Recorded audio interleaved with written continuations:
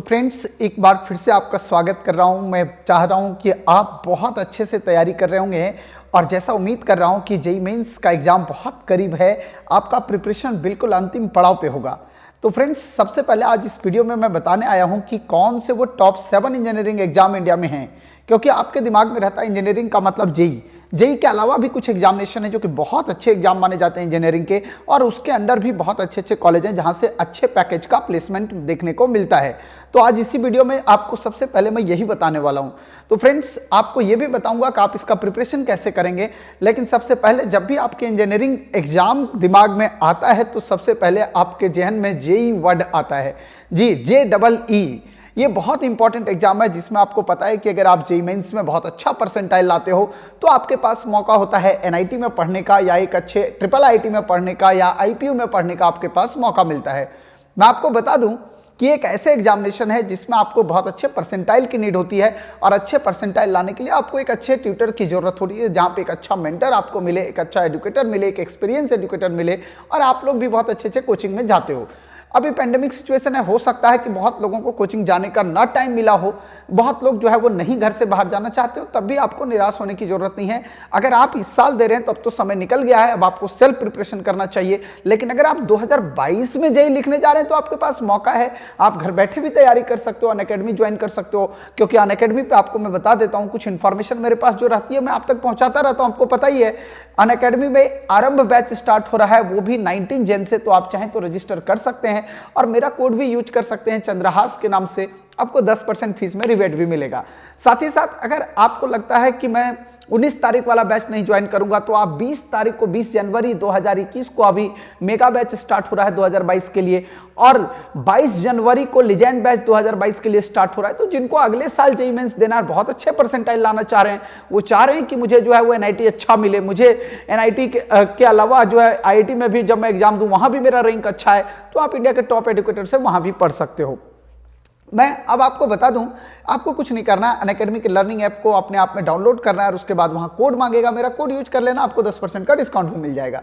तो चलिए, हम लोग जो बात कर रहे थे उस पे आते हैं, मुद्दे की बात पे, कि हमारे पास सबसे इंपॉर्टेंट एग्जामिनेशन आता है जेईई मेंस। आपको पता है कि जेईई मेंस से जो 2,50,000 रैंक तक के स्टूडेंट्स होते हैं उनको जेईई एडवांस के लिए एलिजिबिलिटी मिलता है, मतलब एडवांस का एग्जाम वो लिख सकते हैं।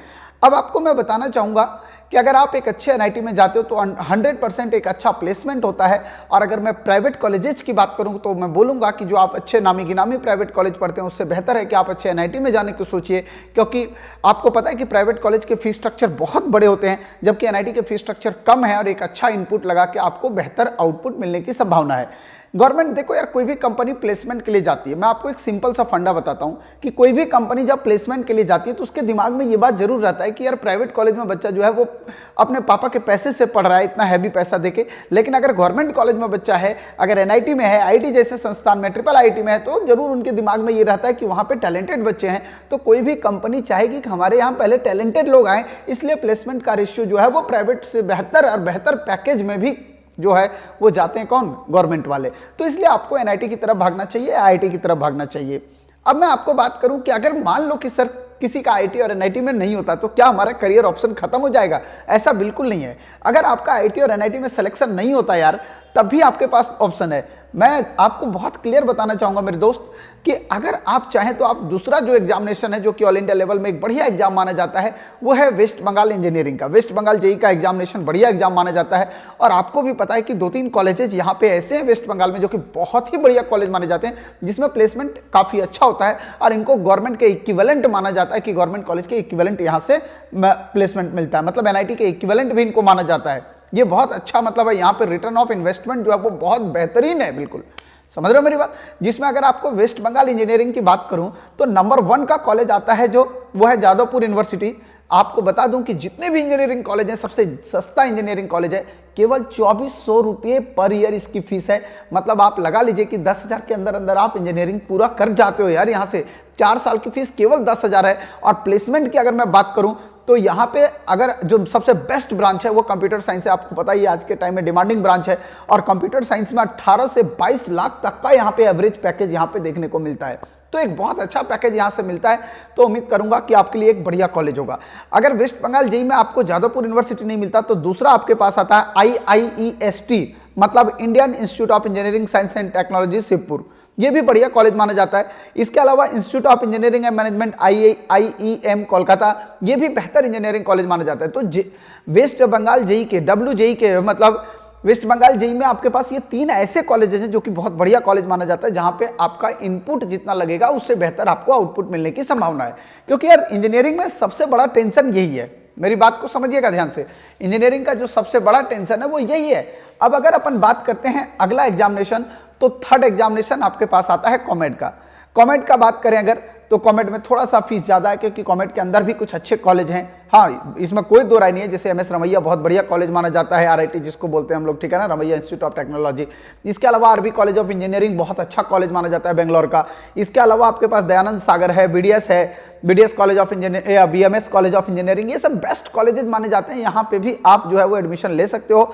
अब आपको मैं बता दूं कि यहाँ पे एडमिशन जो है वो 2 तरीके से होता है, एक तो कॉमेड के थ्रू होता है, और दूसरा जो इनमें एडमिशन होता है वो होता है जेईई मेंस के आपके परसेंटाइल के बेसिस पे। तो यहाँ पे दोनों तरीके से ऑप्शन आपके पास है, मतलब आप जेईई मेंस के परसेंटाइल बेसिस पे भी कॉमेड के कॉलेज में एडमिशन ले सकते हैं, और दूसरा इसके थ्रू ले सकते हैं। दूसरा इसके बाद हमारे पास जो आता है कॉलेज अगला एग्जाम वो आता है बिटसेट। बड़ा क्रेज हो गया आजकल के टाइम में बच्चों में बिटसेट के थ्रू। हाँ, बिटसेट लिखने का बहुत अच्छा, क्योंकि बिटसेट में आपको पता है कि इसमें वैसे तो 3 कॉलेज हैं।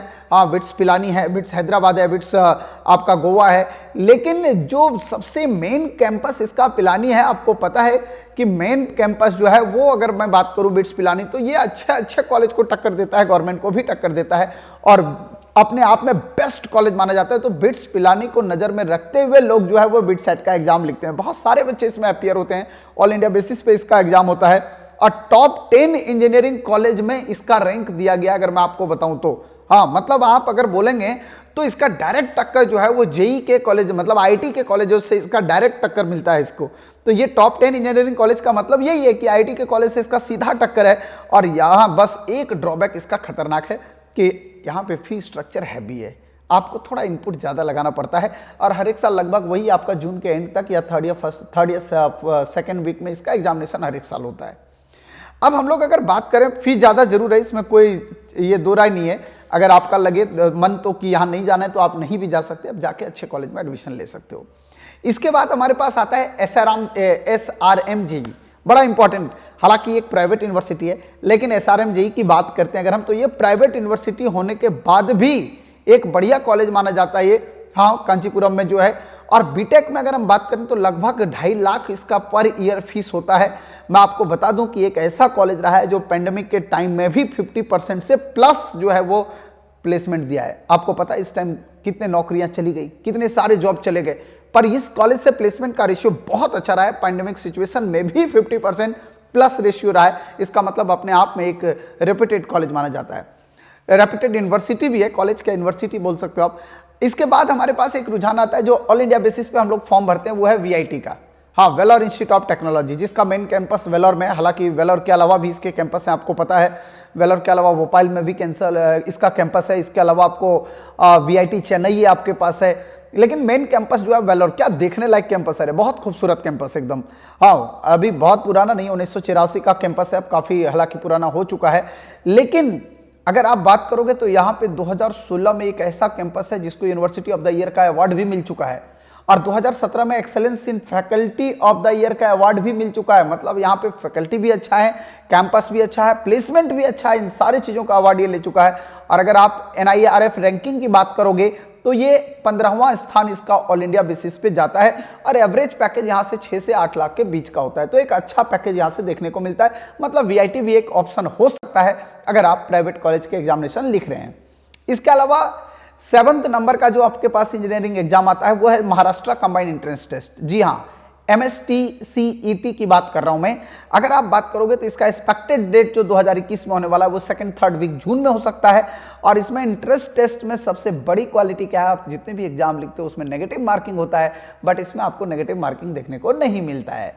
तो आपको यहाँ भी नेगेटिव मार्किंग नहीं मिलेगा। हाँ, एग्जामिनेशन ऑनलाइन मोड में होता है, ऑफलाइन मोड नहीं होता इसका। और दूसरी बात है कि इसमें भी आपके पास कुछ अच्छे कॉलेजेज हैं, जिसमें हमारे पास आता है institute of Chennai and institute of chemical technology वाला जो कॉलेज है मुंबई में, ये इसका एक अच्छा कॉलेज माना जाता है। और यहाँ पे पैकेज आपका 7 से 9 लाख पर एनम जो है एवरेज पैकेज देखने को मिलता है। इसके अलावा पुणे में जो कॉलेज ऑफ इंजीनियरिंग पुणे है वो भी एक बढ़िया कॉलेज है। तो आपके पास गोल्डन अपॉर्चुनिटी है कि अगर आप प्राइवेट कॉलेज वगैरह पढ़ते हैं, अगर आपको प्राइवेट में पढ़ने का मौका मिलता है तो फिर आप SRM जा सकते हैं, VIT जा सकते हैं, या आप महाराष्ट्र के इन कॉलेजेस जिनका मैंने नाम बताया उस कॉलेज में जाके आप इतना दाखिला ले सकते हो। ये एक अच्छा कॉलेज माना जाता है एवरेजन। तो माय डियर फ्रेंड्स, मैं उम्मीद कर रहा हूं कि मेरे इस वीडियो में आपको कंप्लीट इंफॉर्मेशन मिल गया होगा कि टॉप 7 इंजीनियरिंग एग्जाम क्या है जो एग्जाम हमें देना जरूरी होता है।